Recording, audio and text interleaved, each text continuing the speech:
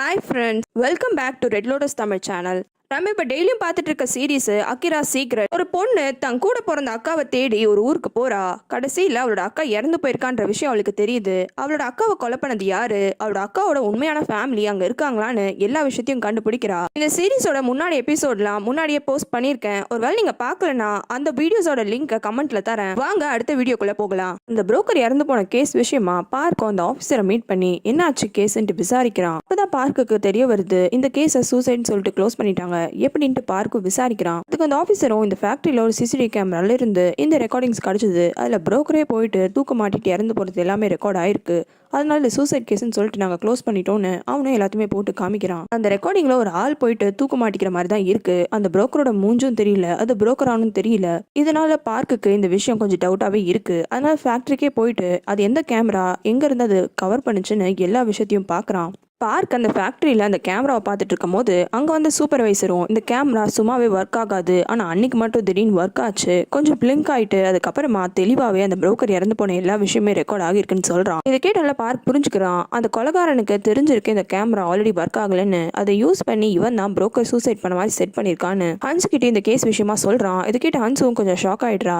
இல்லையே, அந்த ஆள் என்கிட்ட தெளிவாக பேசினான், போல்டாகவும் பேசினான், அப்புறம் எப்படி திடீர்னு அவன் சூசைட் பண்ணிப்பான்ட்டு.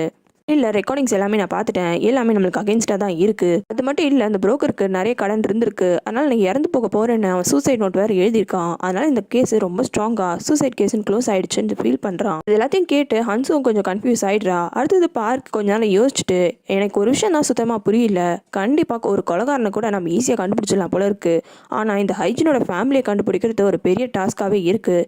எந்த பக்கம் போனாலும் நம்மளுக்கு முட்டுக்கட்டையாக யாரோ போட்டுகிட்டே இருக்காங்க, நம்மளால் அவங்கள ஃபேமிலியை நெருங்க கூட முடியல. அதே நேரம் ஹைஜீன் சாகிறதுக்கு முன்னாடி யாரெல்லாம் அவகிட்ட நிறைய நேரம் பேசியிருக்காங்கன்னு அந்த நம்பர்ஸோட டீட்டெயில்ஸ்லாம் எடுத்துடுறாங்க. அதுபடி ஹைஜீனும் அந்த டிரைவரும் 17 வாட்டி பேசியிருக்காங்க. ஹைஜீனும் அசம்பிளிமேனும் பிரேக்கப் ஆயிடுச்சு எல்லாம் முடிஞ்சிருச்சுன்னு சொன்னதுக்கு அப்புறமாவும் ஒரு 5-6 வாட்டி பேசியிருக்காங்க. இந்த ஃபோன் நம்பர்ஸோட லிஸ்ட்ல காயிங்கோட அம்மா மாதிரி டிராயிங் டீச்சரோட நம்பரும் இருக்கு.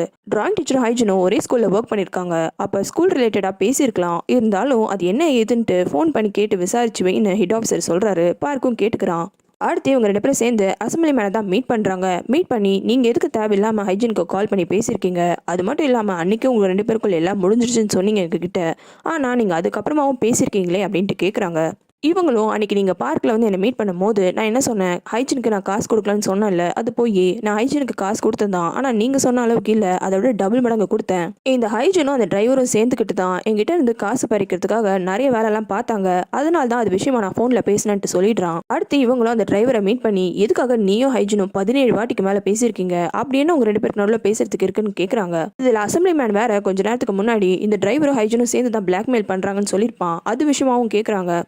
ஆனால் அந்த டிரைவரும் நான் எதுக்கு ஹைஜீனுக்கு கால் பண்ண போகிறேன், நான் ஹைஜீனுக்கு காலே பண்ணலை, 1-2 வாட்டி பண்ணியிருப்பேன் அவ்வளோதான், 17 வாட்டிலாம் நான் பண்ணல, ஏன்னா இந்த கேஸில் மாட்ட வைக்கிறதுக்கு தான் யாரோ போட்ட பிளான் இது, எனக்கும் ஹைஜீனுக்கும் எந்த சம்மந்தம் கிடையாது, நான்லாம் பிளாக்மெயிலே பண்ணலன்ட்டு சொல்கிறான். இன்னொரு பக்கம் ஹன்ஸுவை காமிக்கிறாங்க. ஹன்ஸு கியூனுக்கு கால் பண்ணுறா. நீ சொன்னல உன்னோட ஃபேமிலிக்கும் ஹைஜீனோட கொலைக்கும் எதனா சம்மந்தம் இருக்குமான்னு, வரியா எனக்கு ஒரு ஹெல்ப் தேவைப்படுதுன்ட்டு கூப்பிடுறா. அது என்ன ஹெல்ப்னா மேடம் பெங்கியை மீட் பண்ணுறதுக்காக கியூனை கூட்டிகிட்டு போக சொல்கிறா.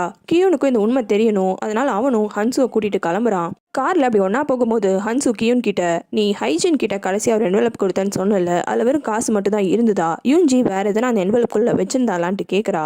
இல்லை, நான் இன்னொரு விஷயத்தையும் கவனித்தேன், அந்த என்வெலப்புக்குள்ளே ஒரு ஹாஸ்பிட்டலோட விசிட்டிங் கார்டும் இருந்தது, ரொம்பலாம் கவனிக்கல, டக்குன்னு ஒரு நிமிஷம் தான் பார்த்துருப்பேன்ட்டு சொல்கிறான். இன்னொரு பக்கம் பார்க்கும் ஹெட் ஆஃபீஸரும் சேர்ந்து அந்த டிரைவரை இன்னுமே மிரட்டிட்டு தான் இருக்காங்க. அந்த டிரைவர் ஃபைனலாக ஒரு விஷயத்த சொல்கிறான். அந்த அசம்பிளி மேனு பிரேக்கப்லாம் ஆனதுக்கு அப்புறமா இந்த டிரைவரை கூப்பிட்டு இந்த ஹைஜீன் தான் எனக்கு இருக்கிற ஒரே பிரச்சனை, அவன் மட்டும் என் லைஃப்பை விட்டு போயிட்டா எல்லாமே எனக்கு சுகமாக இருக்கும். டைரக்டாக அந்த டிரைவரை ஹைஜீனை கொலை பண்ணேன்னு சொல்லலை, ஆனால் ஹைஜீன் தான் எனக்கு இருக்கிற பிரச்சனை, அவள் போயிட்டா நல்லா இருக்கும்னு சொல்லிட்டே இருக்கான். இந்த டிரைவர் இதையே ரெக்கார்ட் பண்ணி ஹைஜீன் கிட்ட போட்டு காமிக்கிறான். இந்த ரெக்கார்டிங்கை கேட்ட ஹைஜீனும் நானே ஒரு சாதாரணமான பொண்ணு, என்னை கொலை பண்ணி உங்கள் கையை கரையாக்கிக்க போறீங்களா, அதுக்கு பதிலாக நான் ஒரு பெட்டராக ஒரு ஐடியா சொல்கிறேன். என்ன ஐடியான்ட்டு பார்க் கேட்குறான். அதாவது யாரோ ஒருத்தவங்க இருக்காங்களாம், அந்த பெரிய பாஸ் கிட்ட போயிட்டு இந்த ரெக்கார்டிங்கை கொடு, அவங்க உனக்கு நிறைய காசு தருவாங்கன்னு எனக்கு சொன்னான், நானும் அது படியா போனேன். அந்த பெரிய பாஸ் கொஞ்சம் தான் கொடுப்பான்னு நினைச்சேன். ஆனா எனக்கு பல மடங்கு அவன் காசு கொடுத்தான். பெரிய பாஸா அவன் எப்படி இருப்பான், எங்க இருக்கான்ட்டு பார்க்க அடுத்தடுத்து கேள்வி கேட்கிறான். ஆனா எதுக்குமே டிரைவரால ஒழுங்கா பதில் சொல்லவே முடியல. அவனை நான் பார்த்ததே இல்ல, நான் கால் பண்ணுவேன் அவ்வளவுதான் அப்படின்னு மட்டும் சொல்றான். ஹன்ஸும் கியோனும் மேடம் பெங்கியோட ஹாஸ்பிட்டலுக்கு போயிடுறாங்க. அங்க போயிட்டு மேடம் பெங்கியை பாக்குறதுக்கு ரூம்குள்ள போனா அப்ப கூட மேடம் பெங்கி எங்கேயோ தூரத்துல தான் பார்த்துட்டே இருக்காங்க. ஹன்ஸும் கியோனும் அவங்க யாரு எதுக்காக வந்திருக்காங்கன்னு எல்லாத்தையுமே சொன்னாலும் அப்பவும் மேடம் பெங்கி கிட்ட எந்த ரியாக்ஷனுமே இல்ல. அப்ப அங்க வந்த நர்ஸும் அவங்களுக்கு நிறைய பிரச்சனை இருக்கு உடம்புல, அதனால அவங்களுக்கு ஸ்ட்ரோக்லாம் கூட வந்துருச்சு, அதனால இப்போ அவங்க வேற உலகத்துல இருக்காங்க, மோஸ்டா ரியாக்ஷனே காமிக்க மாட்டாங்கன்ட்டு சொல்றா. என்னதான் நர்ஸ் அப்படி சொன்னாலும் ஹன்சு அந்த பாட்டி கிட்ட போயிட்டு, பாட்டி என்னோட பேர் ஹன்சு, என்னோட அக்கா ஹைஜின் உங்களுக்கு தெரியுமா, இவதான் இவளை பார்த்துருக்கீங்களா அப்படின்ட்டு போட்டோவை காமிக்கிறா. ஹைஜினோட போட்டோ பார்த்தோன்னே இந்த மேடம் பெங்கிக்கு ஹைஜினோட ஞாபகம் வருது. அது மட்டும் இல்லாம அந்த போட்டோ வேற தொட போறாங்க. அப்பதான் ஹன்ஸோட கழுத்துல இருக்க நெக்லஸை பாக்குறாங்க. இந்த நெக்லஸை ஹைஜினும் போட்டிருந்திருப்பா. அதை பார்த்தோன்னே உங்களுக்கு நடந்த பழைய விஷயம் எல்லாம் அப்படி டக்குன்னு மைண்டுக்குள்ள வருது. மேடம் பெங்கி கிட்ட ஹைஜின் வந்து, அம்மா நீங்க தான் என்னோட அம்மாவா, தயவு செஞ்சு என் உயிரை காப்பாத்துங்க, என்னை எப்படின்னா காப்பாத்துங்க, நான் உயிரோட இருக்கணும் அப்படின்ட்டு கெஞ்சி அழுவுறா. இப்படி ஹைஜின் அழுதோடனே இந்த மேடம் பெங்கியும், சாரிம்மா என்னை மன்னிச்சிரு, நீ ஒருத்தி தான் எங்களுக்கு எல்லாருக்குமே பிரச்சனையா இருக்க, நீ மட்டும் இங்க இருந்து போயிட்டுனா நாங்க எல்லாருமே நிம்மதியா இருப்போம், இதுக்காக தேவையில்லாம எங்க எல்லாரையும் கஷ்டப்படுத்துற, தயவு செஞ்சு இங்க இருந்து போயிடுன்னு. அவ்வளோ நேரம் கெஞ்சி அழுதுட்டு இருந்த ஹைஜனுக்கு டக்குன்னு இந்த விஷயம் கேட்டோன்னே மூஞ்சி மாறிடுது. என்னையா சாக சொல்ற, நீ செத்துருன்னு சொல்லிட்டு மேடம் பெங்கியோட கழுத்தை பிடிச்சி அவன் நிற்கிறா.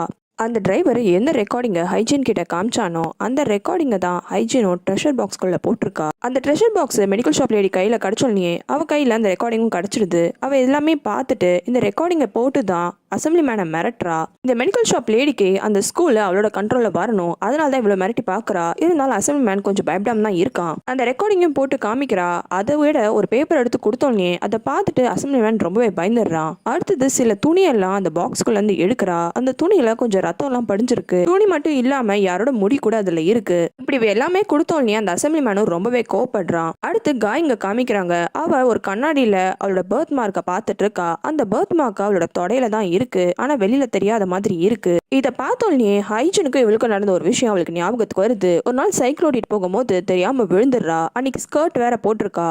அப்ப இவளோட தொடையில இருக்கிற அந்த பர்த் மார்க் வெளியில தெரியுது. அந்த இடத்துக்கு வந்த ஹைஜினும் இவளை தூக்காம அந்த பர்த் மார்க்கே பார்த்துட்டே இருக்கா. அதை பார்த்தாலே காய்க்கு ரொம்ப ஆக்வர்ட் ஆயிடுது. என்ன நீங்க இப்பெல்லாம் பார்த்துட்டே இருக்கீங்க அப்படின்ட்டு திட்டுறா. அதுக்கு ஹைஜினு, நான் உன்னை தப்பாலாம் பார்க்கல, இங்க பாரு எனக்கு இதே மாதிரி ஒரு பர்த் மார்க் இருக்குன்னு அவளோட ஸ்கர்ட்டை கழட்டி காமிச்சிருப்பா. இதை பார்த்தாலே காய்க்கு ரொம்பவே சந்தோஷமா இருக்கு. காரணம் இந்த பர்த் மார்க் ரொம்பவே ஸ்பெஷல், அப்படி யாருக்கும் அவ்வளவு சீக்கிரம் இருக்காதுன்னு கேள்விப்பட்டேன், உங்களுக்கும் இருக்குது அப்படின்ட்டு சந்தோஷப்படுறா. ஆனா ஹைஜினோ, உன் அப்பா பேர் என்ன, யாரோட அப்பா அப்படின்ட்டு கேட்குறா. இது கேட்டால காயங்கோட மூஞ்சி டோட்டலா மாறிடுது. அப்படியே ஹாஸ்பிட்டலில் தான் காமிக்கிறாங்க.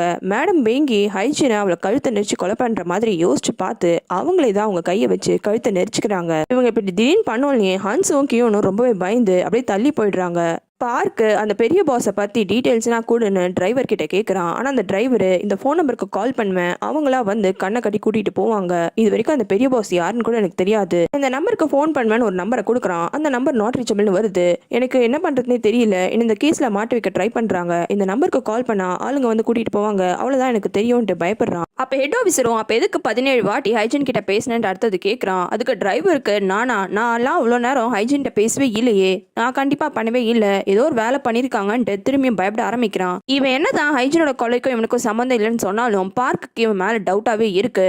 ஒரு வேலை இவங்க கூட பண்ணிருக்கலாம்ல அப்படின்ட்டு யோசிக்கிறான். மேடம் பெங்கிக்கு இப்படி ஒரு எபிசோட் நடந்ததுனால அந்த நர்ஸும் கியோனியும் ஹன்சியும் திட்டி அமிச்சிடுறா. காரணம் நீங்க வந்ததுனால தான் அவங்க இப்பெல்லாம் ரியாக்ட் பண்ணாங்கன்னு. ஹன்சும் கியோனும் ஹாஸ்பிட்டல் வீட்டு கிளம்பும் போது கியோனு, நீ இந்த நெக்லஸ் போட்டிருக்கல, இதே நெக்லஸ் ஹைஜினும் போடுவா, மேபி அந்த நெக்லஸை பார்த்தோன்னு தான் மேடம் பெங்கிக்கு பழைய விஷயம்லாம் ஞாபகம் வந்திருக்கும்ட்டு சொல்றான். ஹன்சும் ஆமா அப்படிதான் போல இருக்கு அப்படின்ட்டு சொல்றா. ஆனா கியோனுக்கு ஒரு டவுட் வருது. அவங்க திடீர்னு எதுக்கு ஹைஜினை பார்த்து நீ போயிடு, ஒரு நாள் தான் இங்க இருக்கவங்க எல்லாருக்கும் பிரச்சனைன்னு சொன்னாங்க, எனக்கு அது ஒரு விஷயம் தான் புரியல, யாரோ ஒருத்தி அவளுக்கு எங்க குடும்பத்துக்கு என்ன சம்பந்தம் அப்படின்ட்டு கேக்குறான். ஹன்சு அதுக்கு கொஞ்சம் யோசிக்கிறா. யோசிச்சவ, ஒரு விஷயம் இருக்கு, எனக்கு டவுட் தான், ஆனா நான் இன்னும் கன்ஃபார்ம் பண்ணல, ஒருவேளை மேடம் பெங்கியோட பொண்ணா கூட ஹைஜின் இருக்கலாம்ல அப்படின்ட்டு சொல்றா. இது கேட்டோம்ல கியூன் ஷாக் ஆயிடுறான். என்ன சொல்ற நீ, அதுக்கான சான்ஸே கிடையாது அப்படின்ட்டு திட்டிடுறான். உங்களுக்கு வேற சீரிஸ் பார்க்கணும்னா கமெண்ட்ல சொல்லுங்க.